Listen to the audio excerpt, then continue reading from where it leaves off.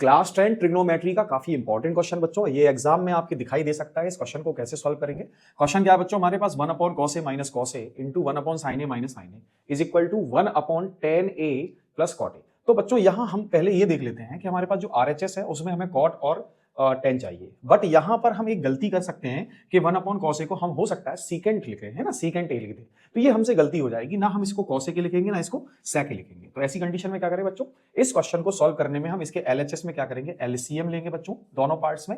LCM यहां क्या आएगा, कॉस ए, क्यों भाई यहां होगा 1, ठीक, कॉस ए से डिवाइड करेंगे तो ये 1 आएगा, 1 से डिवाइड करेंगे तो कॉस ए का मल्टीप्लाई इससे होगा, यानी कि ये कॉस स्क्वायर ए, ठीक। इसके बाद इस ब्रैकेट में क्या होगा, इस ब्रैकेट में हमें मिलेगा एलसीएम साइन ए, और बच्चों यहां आएगा 1 माइनस साइन स्क्वायर ए, ठीक। ये बात सभी को क्लियर हो गई होगी, ये बात सभी को क्लियर हो गई होगी। नेक्स्ट स्टेप क्या होगा, देखो 1 माइनस कॉस स्क्वायर ए क्या होता है, साइन स्क्वायर ए, है ना, ये सभी को पता होगा। So this is sine square A upon cos A into 1 minus sine square A क्या होता है बच्चों, cos square A upon sine A, ठीक। ये बात क्लियर हो गई होगी सभी को। अब क्या करें, देखो अब कुछ नहीं करना, इस कॉस ए से ये पावर कैंसिल आउट, इस साइन ए से ये पावर कैंसिल आउट, ठीक। अब क्या होगा बच्चों, ध्यान से देखो, हमारे पास जो वैल्यू है वो है हमारे पास sine A into cos A, but हमको चाहिए क्या है, हमको चाहिए 1 upon tan A plus cot A. देखो यहां हमें एक साइन दिख रहा है प्लस, आरएचएस में एक साइन दिख रहा है प्लस, वो प्लस साइन कहां से आएगा, डेनोमिनेटर में। तो बच्चों एक काम करते हैं, हम सब जानते हैं कि इसके डिनोमिनेटर में अभी 1 बाकी है, वो हमेशा रहेगा। और क्या मैं इस 1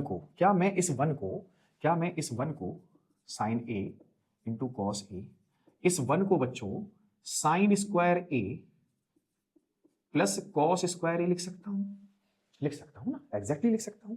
दूसरी बात, क्या मैं इस पूरे फंक्शन में या इस पूरे एलएचएस में आप थोड़ा ऑब्जर्व करिएगा बच्चों, ठीक है, क्या इस पूरे एलएचएस में ये जो हमें साइन स्क्वायर ए प्लस कॉस स्क्वायर ए दिख रहा है, इसको साइन ए इंटू कॉस ए से डिवाइड कर दूं और इसी में साइन ए कॉस ए से मल्टीप्लाई कर दूं।